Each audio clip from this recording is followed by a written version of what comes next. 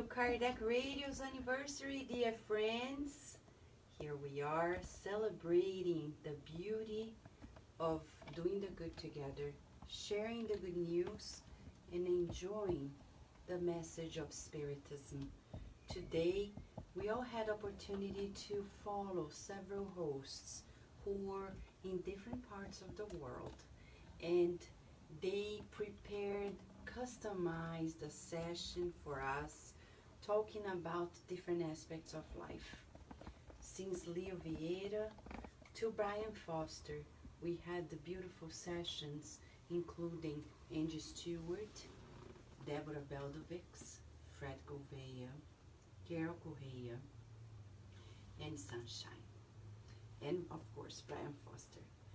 Tomorrow, Kardec Radio begins a new cycle, and every cycle there are new projects. One of the new projects starts exactly on July 5th. It's Spiritism Study with Sergio Schickler. He's going to be doing every Friday a program that we call Kardec After Lunch. He started this project in his website, Study Spiritism, spiritismstudy.org, and he's going to do it now with us. Geraldo Lemos Neto and I had the opportunity of launching the latest issue of the Spiritist magazine, issue 46, Chico Xavier Return to Simplicity. And today, in commemoration, in celebration of on the 8th anniversary, in our last hour, since we are the workers of the last hour, we are going to be working with you on a new book, a book that has 21 chapters by the Spirit Mei through Chico Xavier, Deus Aguarda, and we are translating it thanks to friends, Carlos Diaz, and others who will be making it available to us, the free translation, so we can share it with you when we're going to start chapter 1 today, which is a chapter with Jesus. Who wants to dream with Jesus? Do you want to know more about Mei, who Mei the Spirit is? I'm going to share with you in this beautiful silent hour, in this celebratory day of Independence Day in the United States and Kardec Radio's 8th anniversary. We were playing the Silent Night for you to remind us of the coming of Jesus, which was the planning of on high to bring us the guiding model that is to transform our lives. Okay? So, Mei is her actual name. This is her nickname or pseudonym. Her actual name was Irma de Castro Rocha. She was born in 1922 in the state of Minas Gerais, and she discarnated at the age of 24 in 1946. And she was born from a family her father was Adolfo and her mother Mariana, and they lived in the state of Minas Gerais. At age of 5, her father discarnated, and she was a beautiful, intelligent, joyful, spontaneous girl, and she studied to be a teacher for, elementary school children, and she moved to Belo Horizonte where she could be treated because she had, since the age of 2, she had a kidney condition.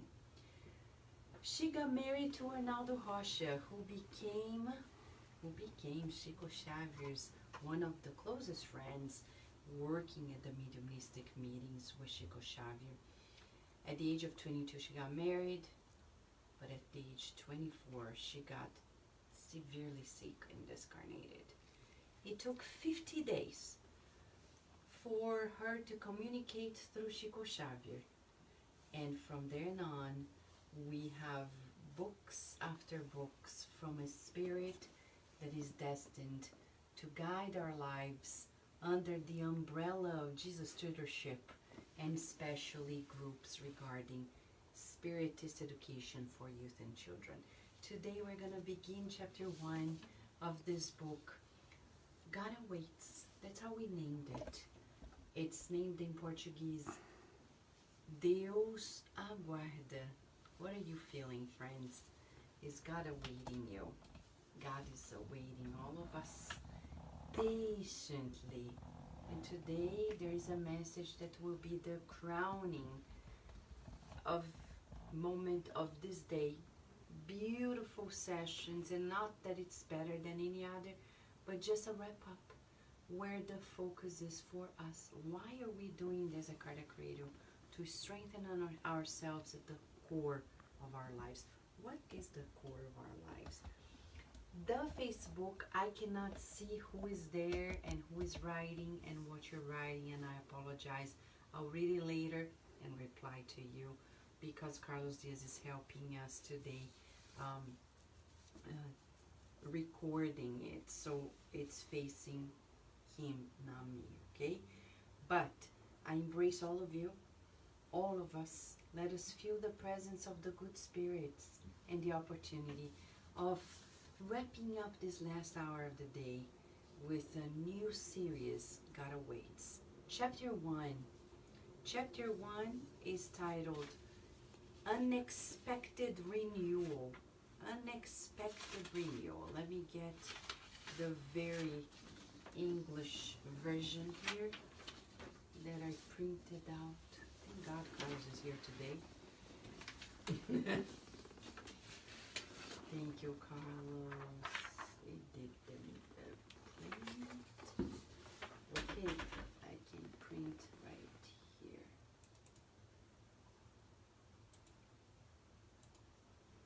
One second, friends.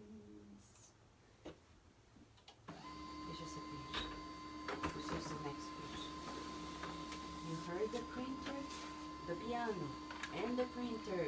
Thank you, Carlos. Teamwork effort. Yay!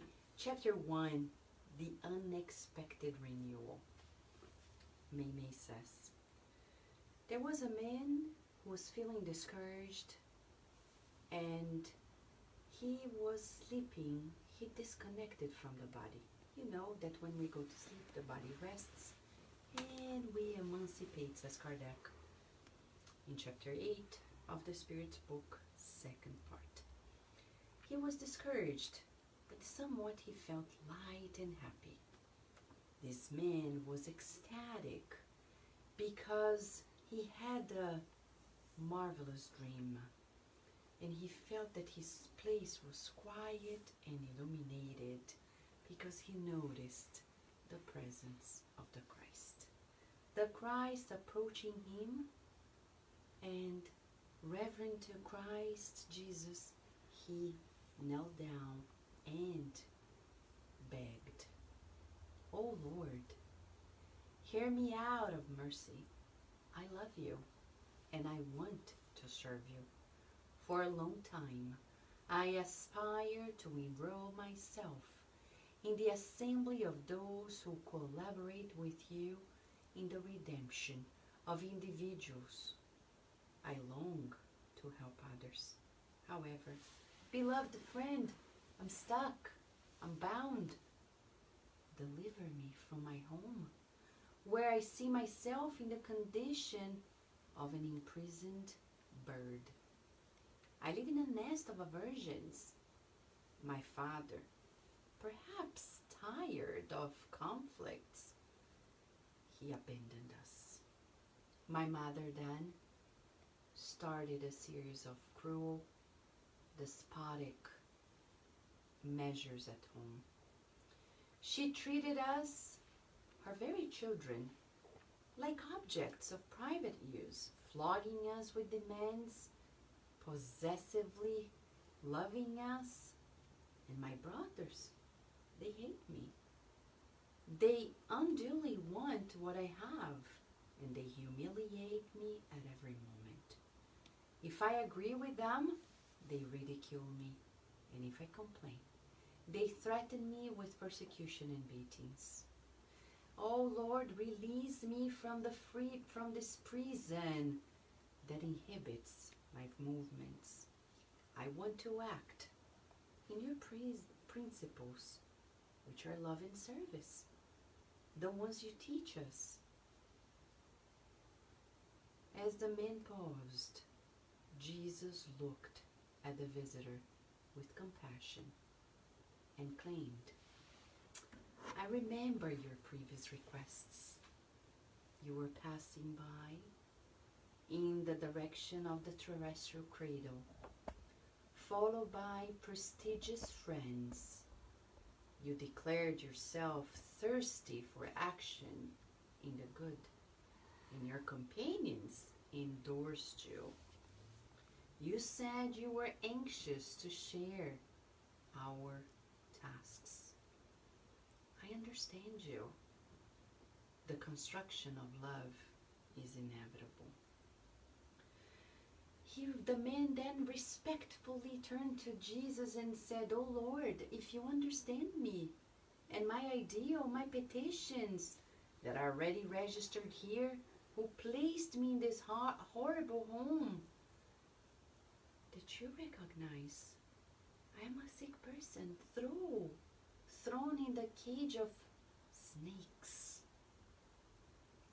The master smiled and considered.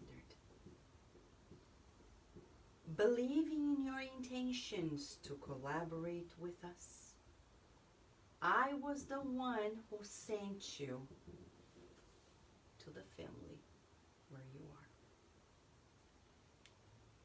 Surprised by the unexpected revelation, the visitor to the spiritual world felt a strange sensation of falling and awoke in his own body.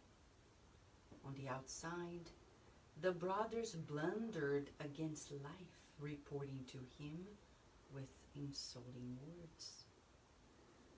The man, however, took the insults that were addressed to him in a different way, and in silence, he kept it all, like somebody who had won the trophy of deep renewal.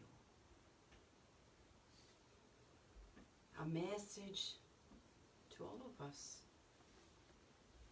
In the book Our Daily Bread, there is a message by Emmanuel that goes hand in hand with it, titled Family.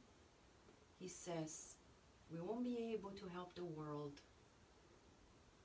until we're able to help at home.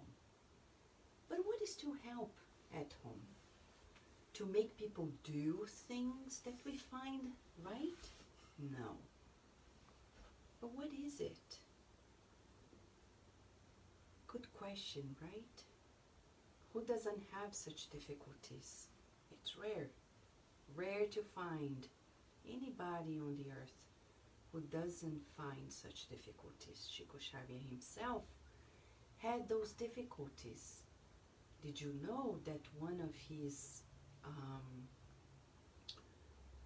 nephews, actually, after working in a mediumistic table, at a mediumistic table with him, he actually turned his mind around obsessively and told the newspapers that Chico Xavier was a fraud. Can you believe it? Later, this nephew killed himself.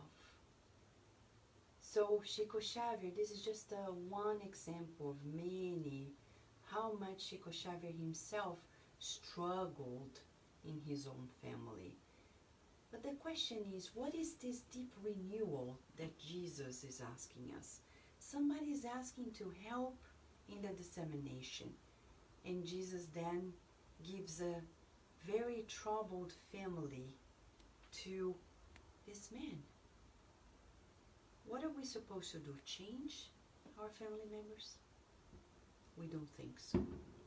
In the last sentence of this page, there is a word, silence.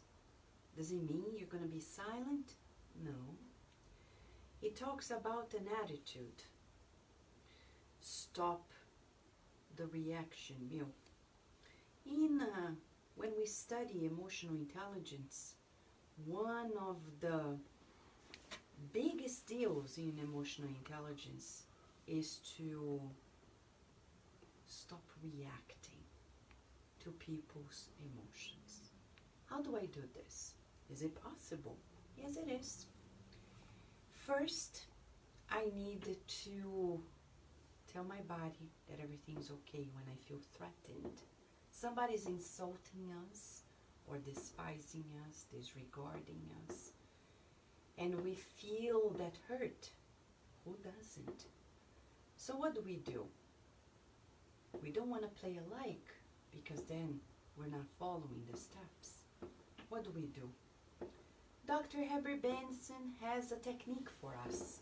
He investigated what we call the relaxation response. When we're feeling threatened, our adrenals, our whole sympathetic pathway, which is autonomic, is going to prepare us to defend ourselves, fight or flight. Well, we can no longer respond at that level, so we need to turn on the relaxation mechanism, which is the parasympathetic, by changing the rhythm of our breathing, what he called relaxation breathing. So breathing in and out, deeply and slowly. It's what we call also abdominal breathing. So breathing in, holding it, breathing out, breathing in, holding it, breathing out. And one more time. Breathing in,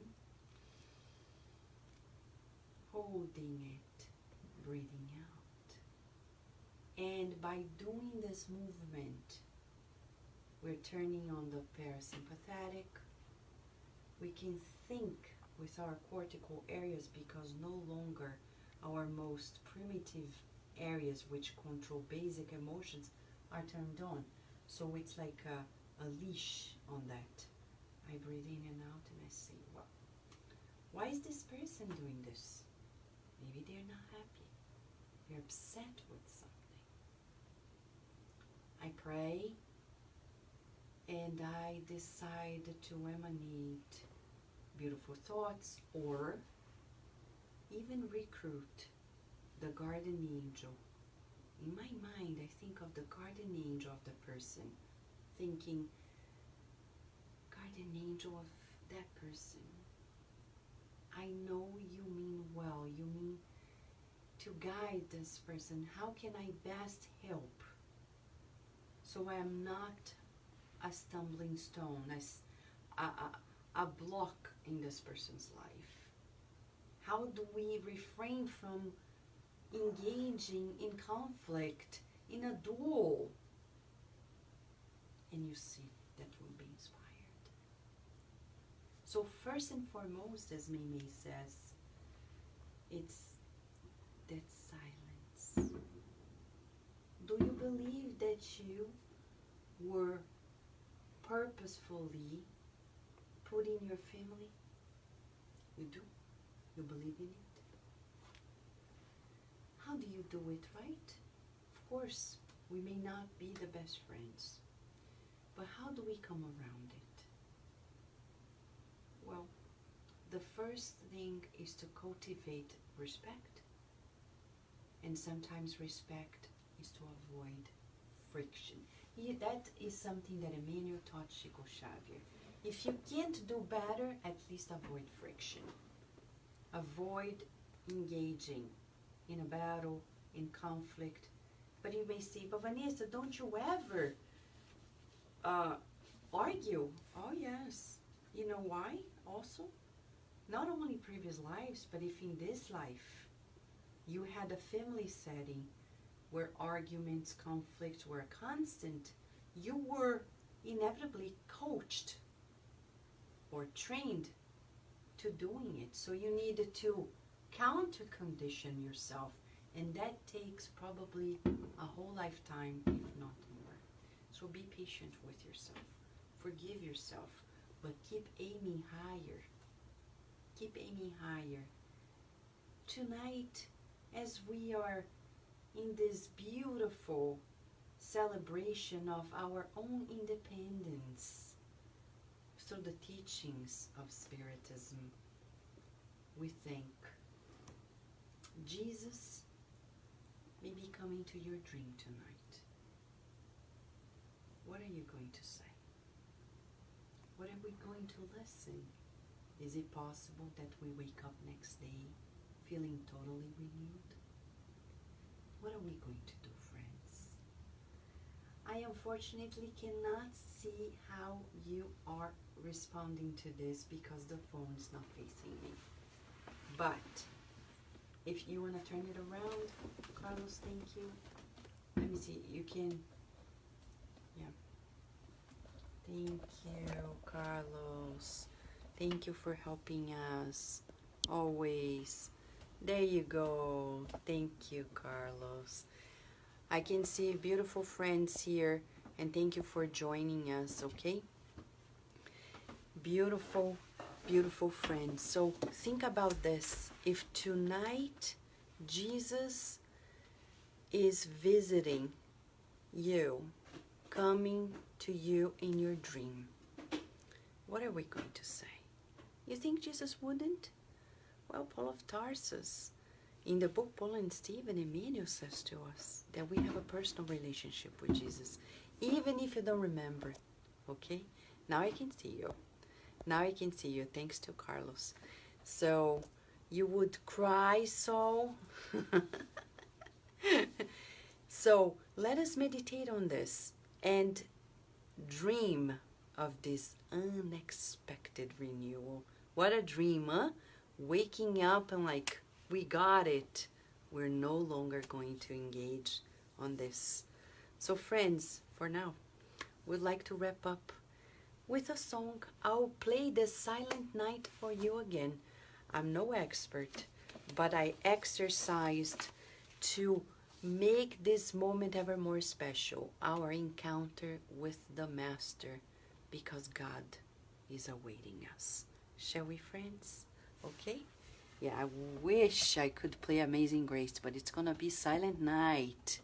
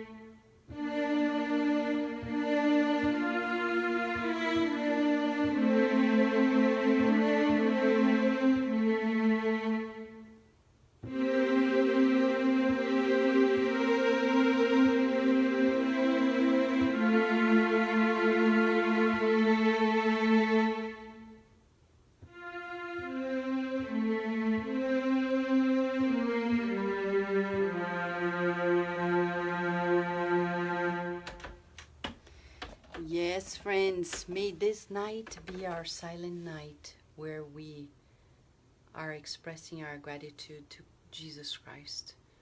I think we hope that by meeting Him, we can say, thank you, Lord. You know better. And I embrace the designs of God, because I know God is awaiting us. Beautiful hug to all of you. And until tomorrow at 11 p.m. And I know that God is awaiting. Many blessings, friends.